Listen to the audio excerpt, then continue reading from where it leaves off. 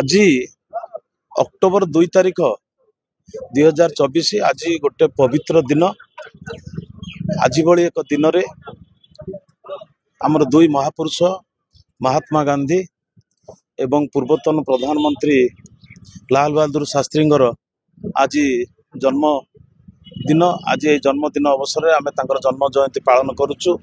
ये अवसर में आज आम ब्लॉक ऑफिस जाई ब्लॉक प्रशासन कैंपस भीतर थिबा महात्मा गांधी प्रतिमूर्ति रे माल्यार्पण करागला एवं ब्लॉक प्रशासन मध्य माल्यार्पण कला परे आमे आसिकी आज हॉस्पिटल रे स्वच्छ भारत रो कार्यक्रम आम एठे आरंभ करिचु।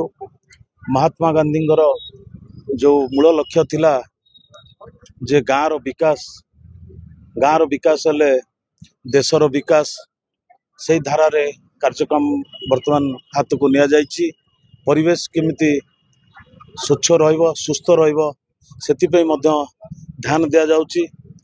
महात्मा गांधी जो भली भाव थिला आत्मनिर्भर भारत जो लक्ष्य थिला तांकर से लक्ष्य रे लोक माने किबळी स्वावलंबी हेबे एवं लोक माने केमिति आत्मनिर्भर हेई कुटीर शिल्प माध्यम रे किबळी भाव रे निज जिनस को निजे व्यवहार करिवे भारत बाहर जिनस केमती आमदानी न हो से जो लक्ष्य तांकर जो सामाजिक राजनैतिक एवं सांस्कृतिक आध्यात्मिक ये सबूर विकास पे से सबु बेले चेष्टा करि आसुथिले एवं तांकर स्वप्न को साकार करिया पे आमे माने समस्ते चेष्टा करूचु।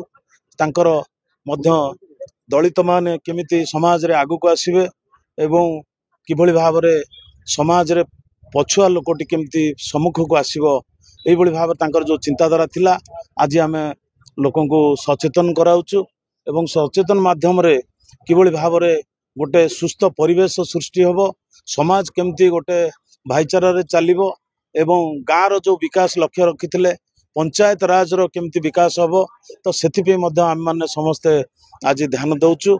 आज आमे माने समस्ते जो रोगी अछंती तांको फलवर्णन करागला। आज महात्मा गांधी स्मृति आज मने पड़ुची तांकर जो नीति तांकर जो आदर्श थिला सेथिरे आमे समस्त आज अनुप्राणित हेइछु एवं तांको नीति आदर्श अनुसार मध्य आमे कार्यक्रम करिवो। एनके